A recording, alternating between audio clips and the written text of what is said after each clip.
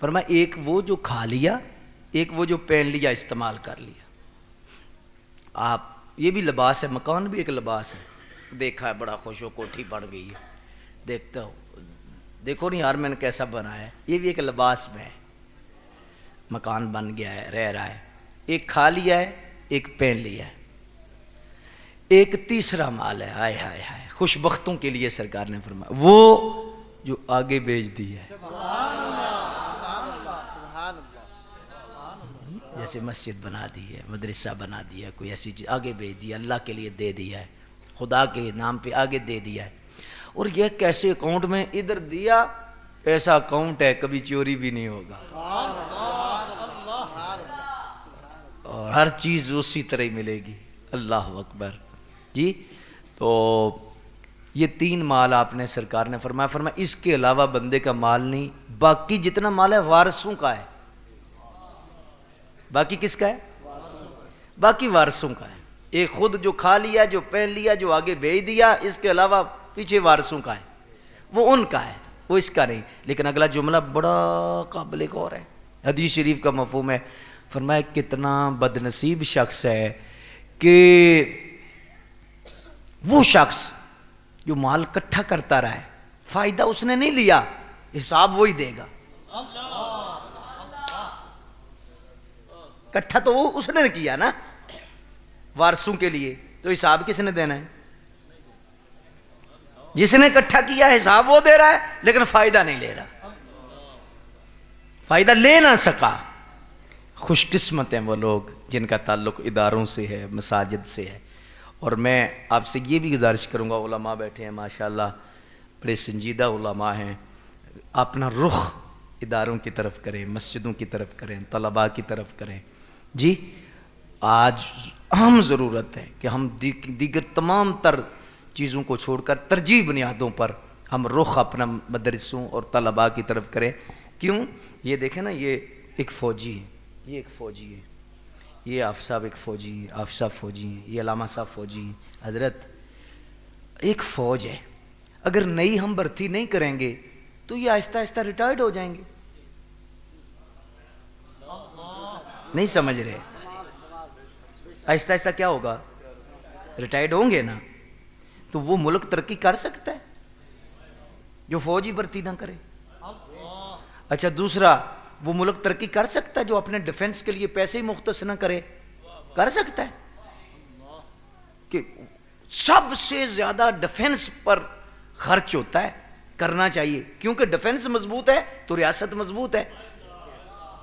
تو وہ کون سا ملک ہے جو ڈیفنس پر خرچ ہی نہیں کرتا؟ اس ریاست کا کیا بنے گا؟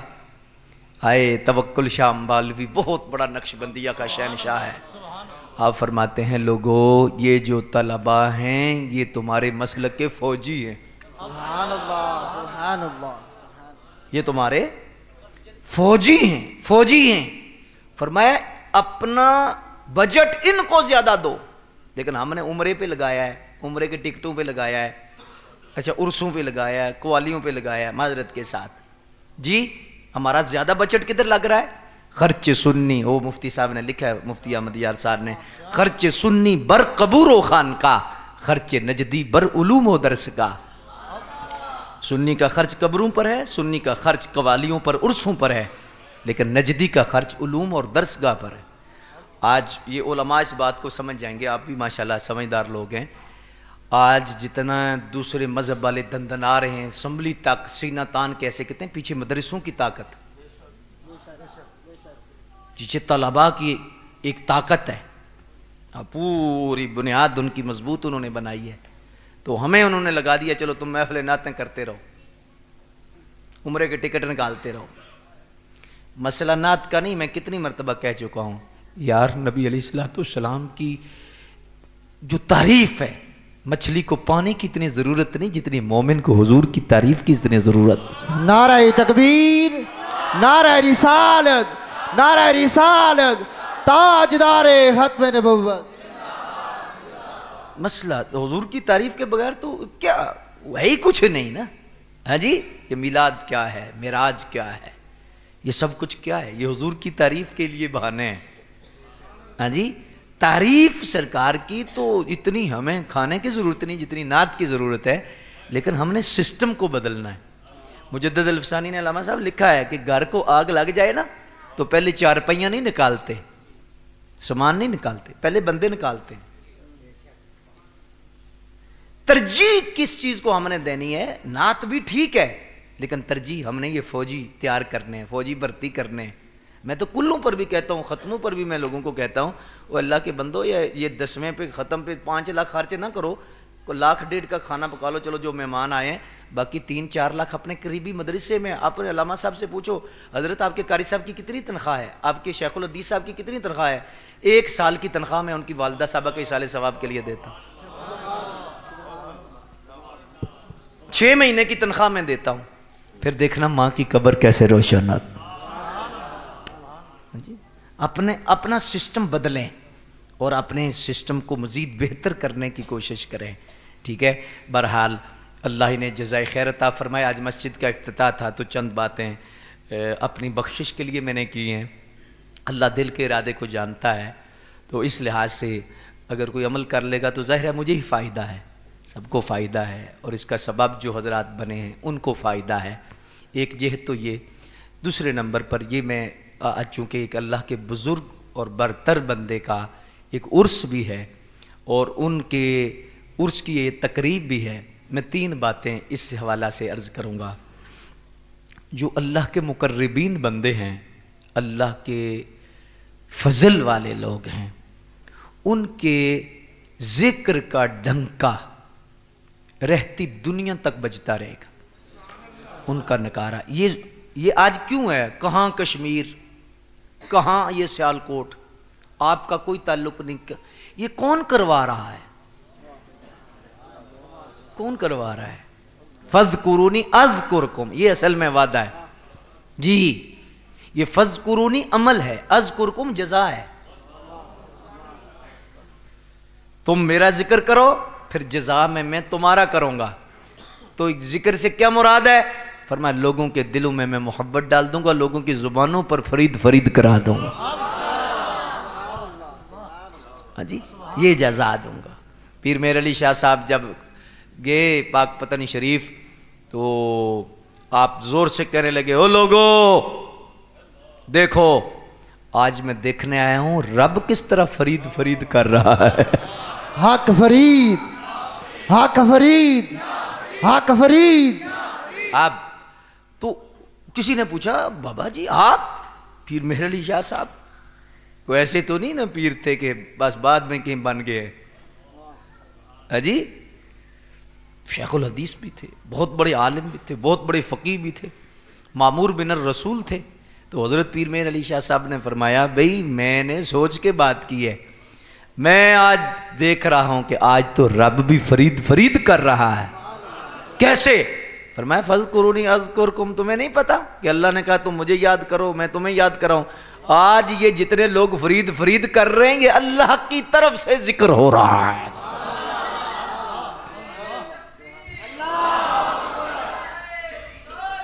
یا رسول اللہ، یا حسین،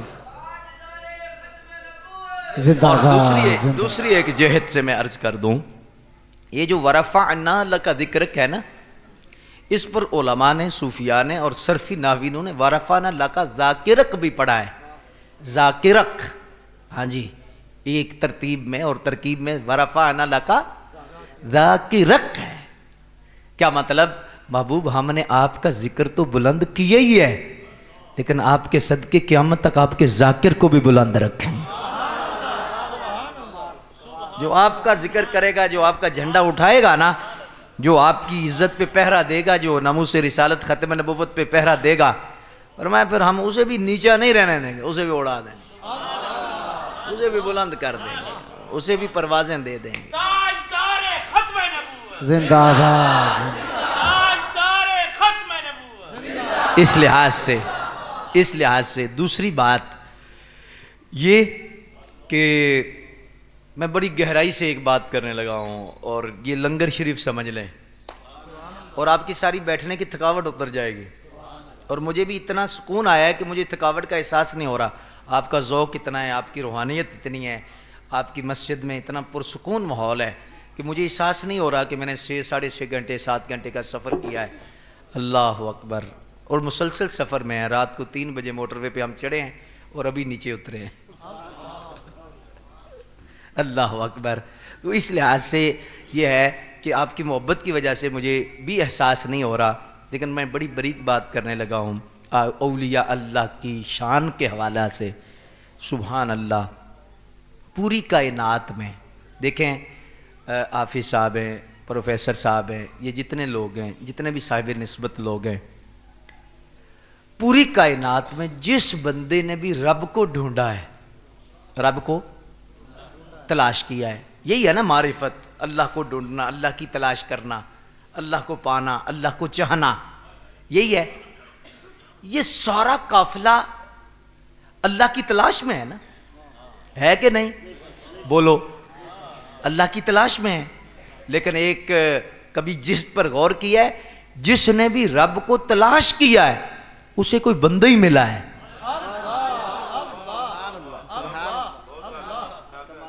اسے کوئی بندہ ہی ملا ہے. جس نے بھی دیکھو, بابا بلے شاہ تلاش میں نکلے تو شاہ عنایت مل گئے, اقبال کو سوجی تو پیر رومی نظر آ گئے. ہاں جی, بابا فرید نے تلاش کیا, اللہ اکبر. حضرت نظام الدین اولیاء نے تلاش کیا تو فرید کا دروازہ ملا. فرید کو تلاش ہوئی تو خواجہ بختیار کاکی کا دروازہ ملا. ان کو تلاش ہوئی تو خواجہ اجمیری کے دروازے پہ جا پہنچے. پوچھا تم نے رب کو تلاش کرنا تھا؟ اور کہا یہی تو بتانے لگے ہیں کہ جو رب کو ڈھونڈتا ہے وہ کسی بندے کے پاس پہنچتا ہے, جسے بندہ ملتا ہے اسے ہی خدا ملتا ہے. نعرہ رسالت, نعرہ رسالت, نعرہ رسالت. تاجدار ختم نبوت, عظمت شان اولیاء. اس لیے ہمارے مرشد ایک جملہ کہا کرتے تھے, اوے رب ڈھونڈنے سے پہلے بندہ ڈھونڈو. رب ڈھونڈنے سے پہلے بندہ ڈھونڈو, رب مل جائے گا. بندہ ڈھونڈو, جسے بندہ ملتا ہے اسے ہی خدا ملتا ہے. اور چلو آپ کے چہروں کی چمک کی وجہ سے یہ جملہ عرض کر کے اجازت چاہوں گا. موسیٰ علیہ السلام جب دریا کے پار گئے تو پیچھے ان کے چلنے والے بھی کامیاب ہو گئے. ایسے ہی ہے نا, ایسے ہی ہے. فرعون بھی اسی رستے پہ چلا, غرق ہو گیا, اور اس کے جتنے ساتھی تھے سارے غرق ہو گئے. اب سوال یہ پیدا ہوتا ہے کہ رستہ تو ایک تھا, کچھ بچ گئے کچھ ڈوب گئے, کیا راز ہے؟ کیا راز ہے؟ تو فرمایا, جو اہل اللہ ہیں وہ فرماتے ہیں, یاد رکھ رستہ ایک تھا, کچھ بچ گئے کچھ ڈوب گئے. رستے نہیں بچاتے, راہبر بچاتے.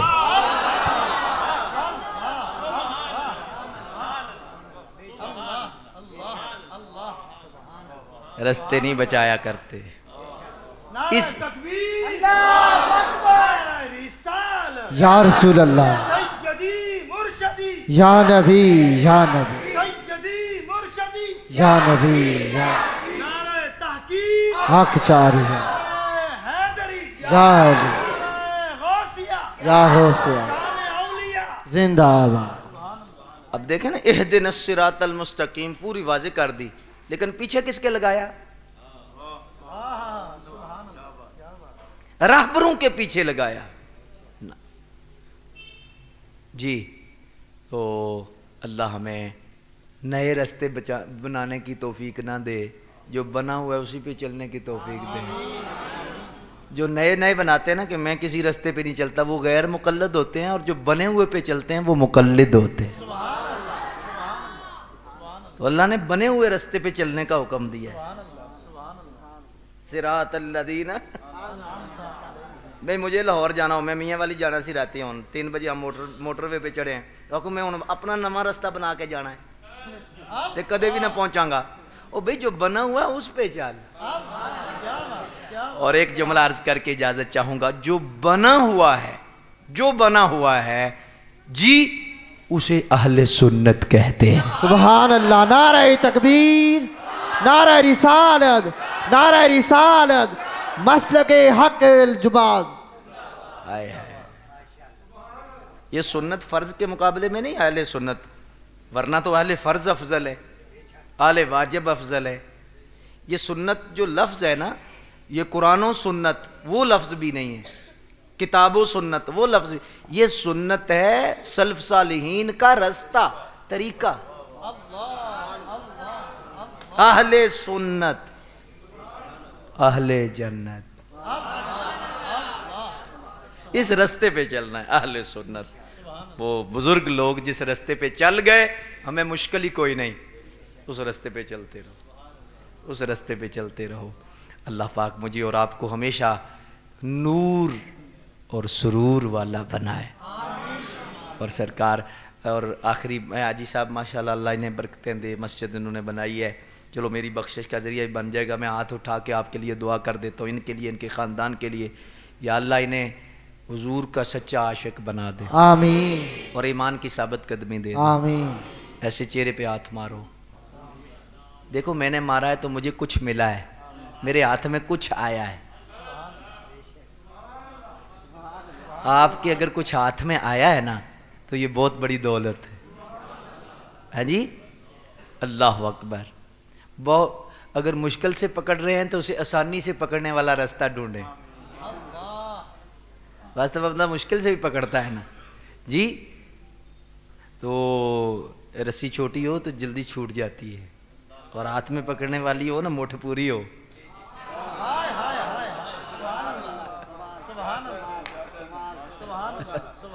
हाँ जी, तो ऐसे देखे ना दौलत कैसी है, ऐसे ही है ना यार। वैसे एक जिहत मैंने एक दिन अगले दिन रात को गौर की, अलामा साहब, जितनी सुन्नतें हैं, जितनी सुन्नतें हैं, सबका सवाब साथ जाएगा। क्या होगा? सबका मिसवाक है, सवाब साथ जाएगा। कोई भी सुन्नत अपना रहे हैं, सवाब साथ जाएगा, ये सुन्नत साथ जाएगी।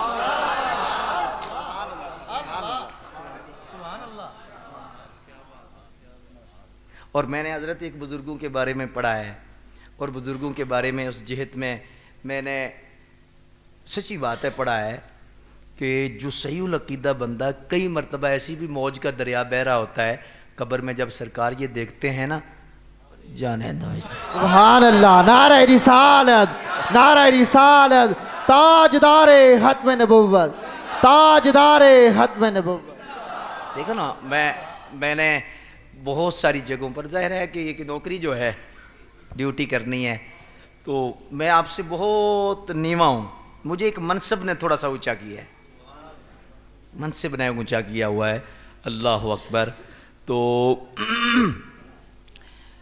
मैंने पूरे मिलाद शरीफ में से पहले मैंने एक तरला लिया बंदों से, भी गली भी सजाओ, बाजार भी सजाओ, सजाओ, लेकिन मन भी सजाओ है, चेहरा भी सजाओ है जी,